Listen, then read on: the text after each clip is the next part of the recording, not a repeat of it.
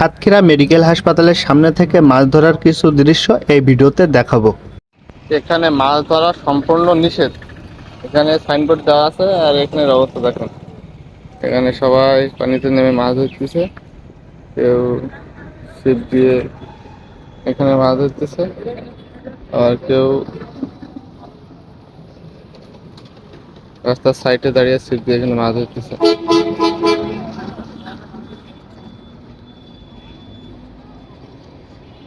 ওই যে দূরে একটা দেখতে পাচ্ছি মাছ উঠেছে।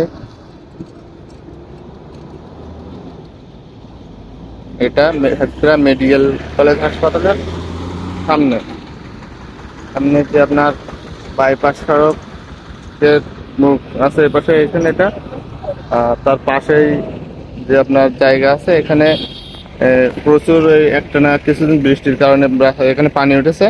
আর এই পানিতে অনেক পাশের আশপাশ যে ঘের ছিল সেই ঘেরের মাছ এখানে চলে এসেছে।